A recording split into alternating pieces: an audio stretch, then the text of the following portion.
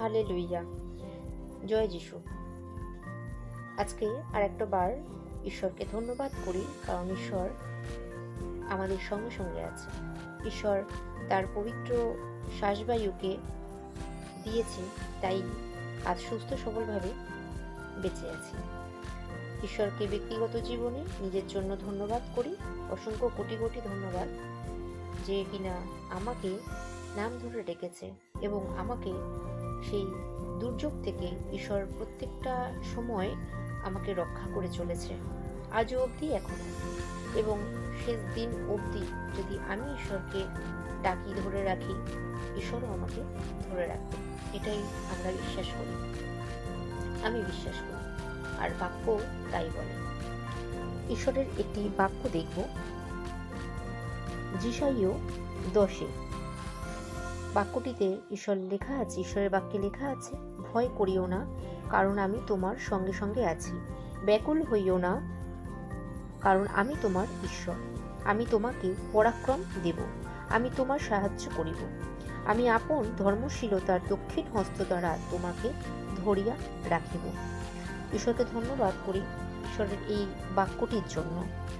ঈশ্বর আমাদের বলছে, আমরা যারা ঈশ্বরকে জেনে গেছি, বাক্যটি তাদের জন্য।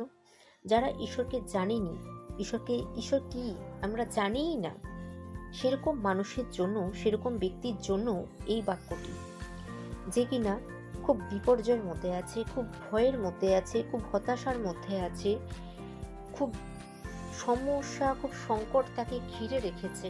তার এক একটা দিন বাঁচবার সেই দিনগুলো কয়েকশো বছর মনে হচ্ছে। এরকম মানুষের জীবনযাপন চলে আসে যে সামান্য একটা পিঁপড়েকেও ভয় করতে হয়, সেই সামান্য সমস্যাকেও ভয় করতে হয়।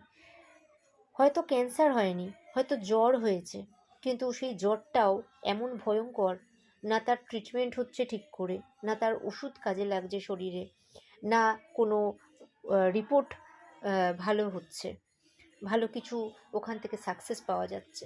তাই এটা আমি রোগ নিয়ে বললাম, শুধু রোগ নয়, মানুষের জীবনে এরকম ঋণ আছে, মানুষের জীবনে এরকম ভয় আছে, এরকম সংকট মানুষকে ঘিরে নেয় মানুষেরই কারণে। এবং সেই সময় ঈশ্বর আমাদের এই বাক্য দিয়ে ঈশ্বর আমাদের চেতনা দেয়, আর এই বাক্য হলো ঈশ্বরের জীবন্ত বাক্য, যা কিনা ঈশ্বর পবিত্র আত্মা দ্বারা এই শাস্ত্রকে লেখা গেছে। এবং এই বাক্যর মাধ্যমে আমরা যখন ঈশ্বরকে বিশ্বাস করি, এই বাক্য শোনার মাধ্যমে যখন আমরা বিশ্বাস করে এই বাক্যটি গ্রহণ করি, আমাদের জীবনে সেখানে সাকসেস আসবেই। সে যে কোনো ব্যক্তি হতে পারে। আজকে আমরা কোনো ভাই বোন আছি যে আমরা ঈশ্বরে আছি, কিংবা আমাদের সেই সমস্যা আমাদের ঘিরে ফেলেছে, এই বাক্যটি তাদের জন্য। যারা ঈশ্বরকে কিচ্ছু জানে না, যে ঈশ্বর কি, কেমন, যে খায় না মাখে না, ঈশ্বর কোথায় আছে, তার জন্য এই বাক্যটি এমনই কার্যকর, এমনই একটা ওষুধ, এমনই একটা কবচ কাজ করে, যে কিনা সঙ্গে সঙ্গে যখন হৃদয়ে বিশ্বাস করে যে কেউ নেই, কোনো মা বাবা, ভাই বোন, আত্মীয় স্বজন, গার্লফ্রেন্ড বয়ফ্রেন্ড, স্বামী স্ত্রী, ছেলে মেয়ে, কেউ নেই, এরকম জায়গায় কেউ যদি দাঁড়িয়ে থাকি, এরকম সমস্যায় যদি কোনো রকম দাঁড়িয়ে থাকি কোনো ব্যক্তি, তো সেই ব্যক্তিটির ওঠার একটি কারণ আছে, একটা আশা আছে।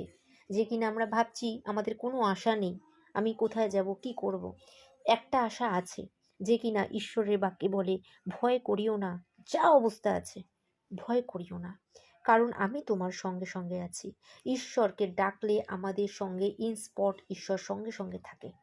ব্যাকুল হয়েও না, কোনো রকমভাবে ভেঙে পড়ো না, কোনো রকমভাবে উত্তেজিত হয়ে পড়ো না, কারণ আমি তোমার ঈশ্বর। কারণ সেই সৃষ্টিকর্তা, মালিক, যে কিনা বিশ্ব ব্রহ্মাণ্ডের মালিক, সৃষ্টিকর্তা, সে তোমাকে সৃষ্টি করেছে, আমাকে সৃষ্টি করেছে, আপনাকে সৃষ্টি করেছে।